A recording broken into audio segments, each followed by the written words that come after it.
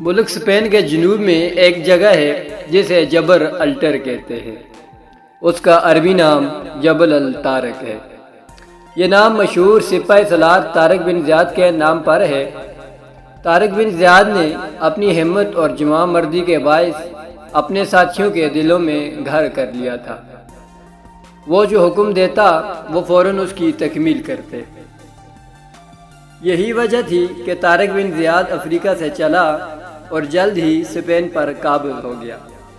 Spain کی فتح کا قصہ یوں ہے کہ خاندان بنو امیہ کے چھٹے خلیفہ ولید اول کے زمانے میں موسیٰ بن نصیر شمالی افریقہ کے حاکم اور سپہ سالار تھے۔ یہ زمانہ شمالی افریقہ میں بڑی خوشحالی اور اطمینان کا زمانہ تھا، لیکن اس کے ہمسایہ ملک اسپین میں عیسائی بادشاہوں کے ظلم سے رعایا بہت پریشان تھی۔ لوگوں نے موسیٰ بن نصیر سے درخواست کی کہ وہ اسپین پر حملہ کر کے وہاں کے لوگوں کو بادشاہ کے ظلم سے نجات دلائیں۔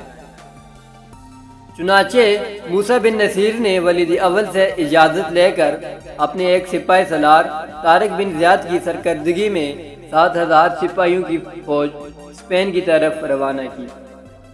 اس زمانے میں اسپین پر جس بادشاہ کی حکومت تھی اس کا نام روڈرک تھا۔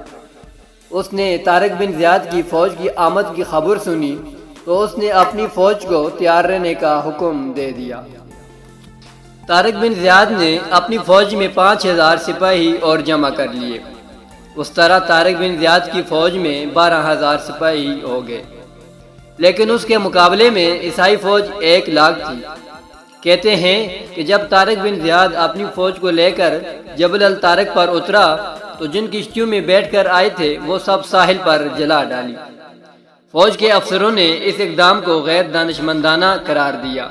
طارق بن زیاد نے اس موقع پر اپنی تاریخی تقریر کی، جس کا خلاصہ یہ ہے کہ اب تمہارے لیے فرار کی کوئی راہ نہیں، دشمن تمہارے آگے ہے اور سمندر تمہارے پیچھے۔ تمہارے زندہ رہنے کی صورت یہی ہے کہ تم آگے بڑھ کر دشمن کے ملک پر قبضہ کر لو۔ اس کے بعد طارق بن زیاد اور روڈرک کی فوج کا مقابلہ ہوا، ایک طرف 1,00,000 فوج اور دوسری طرف 12,000 مسلمانوں کو فتح ہوئی۔ روڈرک جنگ میں مارا گیا اور 12,000 فوج نے 1,00,000 فوج کو شکست دے دی۔ اس کے بعد رفتہ رفتہ پورے اسپین پر قبضہ کر لیا۔ طارق بن زیاد کی یہ فتح اسلام کی بڑی فتح تھی۔ اس فتح نے یورپ میں اسلام کی ترقی کے راستے کھول دیے۔